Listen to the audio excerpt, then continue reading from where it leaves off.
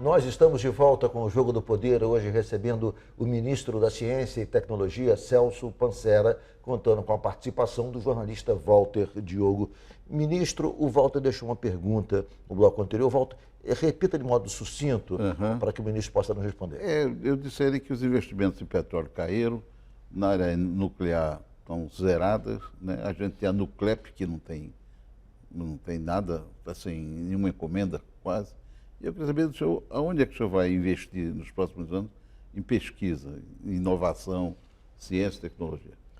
Olha, eu te diria o seguinte, a FINEP, por exemplo, tem previsto para emprestar o ano que vem, 2016, que ela já tem orçado 3 bilhões de reais para emprestar para empresas que tenham capacidade de inovação. Vamos lançar, inclusive, um edital com as regras disso em janeiro. Nós lançamos, já falamos aqui do edital de 200 milhões para pesquisadores de universidades. Nós temos outro projeto, tem uma Embrapi, por exemplo, que é uma espécie de Embrapa para a indústria e inovação, foi criada há 2 anos e tem avançado muito, criado uma série de programas muito positivos. Nós vamos inaugurar em Petrópolis agora nos próximos dias. Supercomputador, né? Supercomputador, 60 milhões de reais. O Laboratório Nacional de Ciência da Computação. O Laboratório Nacional de Ciência da Computação, Petrópolis. Qual é a importância desse supercomputador? Ele cria modelagens. Ele pode contribuir para romper que tipo de barreira de conhecimento, de avanço? Nós vamos ter ele voltado para pesquisa na área de universidades e vamos vender tempo dele também para o mercado. O que é? Se leva um conjunto de variáveis para produzir um tipo de liga de aço, por exemplo. E ele vai trabalhar essas variáveis, vai dizer assim, olha, se mexer aqui o tanto de oxigênio, hidrogênio esse e tal, ele vai te dar supercomputador, iguais a esse do tal. mundo, existem muitos, no Brasil, enfim. Na América Latina, em torno de 5, dos 4, acho que 4 no Brasil, mais ou menos nesse nível. No mundo são poucos também. Né? Ele é um convênio do Brasil com a França, mas ele tem um significado muito grande para a pesquisa brasileira, particularmente modelagem na área de clima, temperatura, geologia. Para a indústria de petróleo vai ser fundamental porque ele permite você fazer cálculos muito rápidos sobre prospecção, produção, etc. E para os mais variados tipos de indústria.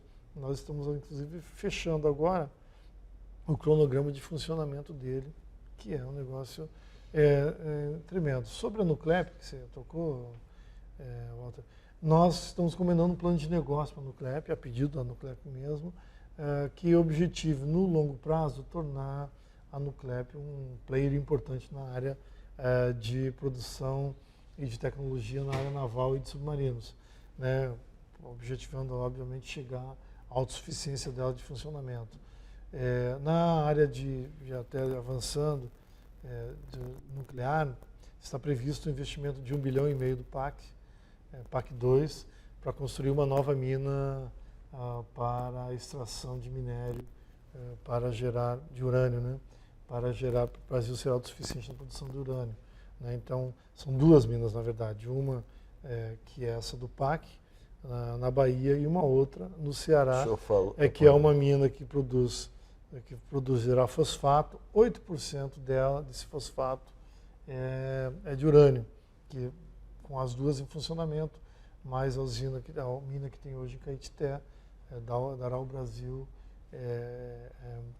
autonomia na produção de urânio. Ministro, o senhor falou de um projeto aprovado pelo Senado que vai permitir as parcerias entre os laboratórios das universidades públicas com empresas privadas.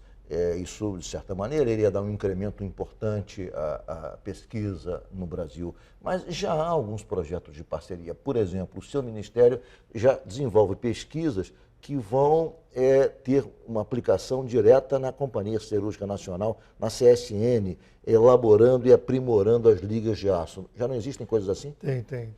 A gente deve assinar o contrato nos próximos dias, é da FINEP, que é um banco subordinado lá ao nosso ministério, 173 milhões que o governo vai emprestar para juros de longo prazo e super baixos, para que a CSN melhore a qualidade do processo produtivo dele, da liga do aço produzido na CSN. Então, essas coisas assim, elas têm um reflexo imediato. Eu visitei há poucos dias no Instituto do Cérebro, na PUC, do Rio Grande do Sul, com verba toda do dinheiro público, que é um dos melhores e mais avançados centros de estudo de doenças do cérebro do mundo.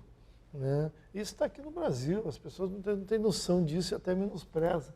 Mas o Brasil tem excelentes exemplos nessa área. Inclusive, ministro, que objetos de matérias em jornais, em televisões, sobre a popularização da ciência, ou seja, são estudantes que desenvolvem projetos espetaculares, únicos no mundo e que já são cobiçados por empresas do mundo todo, multinacionais, que de olho no resultado dessas pesquisas. Ou seja, há iniciativas que me parecem muito mais resultantes, digamos,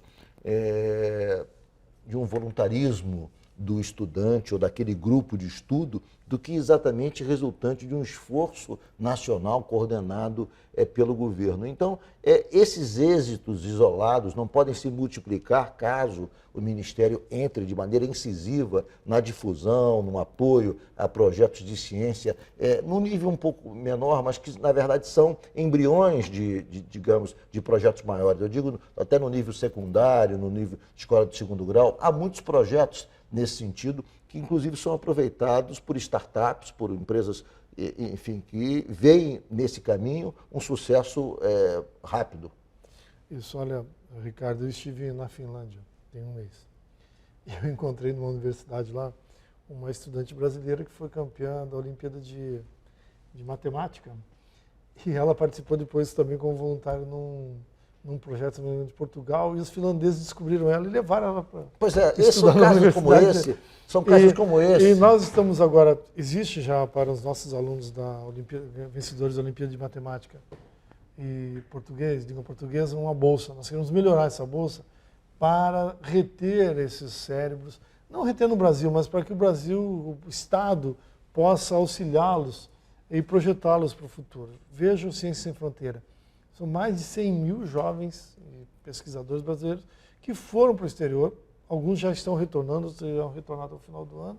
Imagina a capacidade crítica de novas experiências culturais, de conhecimento que esse pessoal vai trazer para o Brasil. E terá o Ciência Sem Fronteira 2, que é um novo projeto. Isso dá uma dimensão. O Brasil é muito grande, então isso acaba criando uma massa crítica e um peso muito grande. E para o futuro brasileiro. E um dos eixos da minha gestão será a popularização da ciência. Nós estamos apresentando. De que forma, quer dizer, o senhor pretende Nós estamos formatando. Aqui no Rio de Janeiro existe uma coisa chamada Nave do Conhecimento, um projeto premiado, inclusive no exterior, criado pela Prefeitura do Rio de Janeiro. A partir dele, da experiência dele, nós estamos construindo um projeto nacional. Né? A nossa ideia é ter um grande centro, ter grandes centros, talvez uma centena ou duas deles, no Brasil inteiro, no formato da Nave do Conhecimento, um pouco mais aprimorado talvez, difundidos pelo Ministério da Ciência e Tecnologia, que encontra esse jovem que está distante da ciência, mas que tem prazer nisso, que ele, a partir de experiências lúdicas e educativas dentro desse espaço, ele passe a gostar da ciência e desejar ser um químico, um físico, um biólogo, né, um matemático, e com isso nós, as próximas gerações, deixamos de ter esse déficit aí de professores na área e de pesquisadores, né? Criando na juventude o gosto por essas áreas do conhecimento. Ministro, foi um prazer mais uma vez recebê-lo aqui no Jogo do Poder. Prazer. Espero que volte sempre com mais informações, boas notícias e grandes descobertas na área da ciência e tecnologia. E com novos cargos dentro do governo, né? Ele está em ascensão.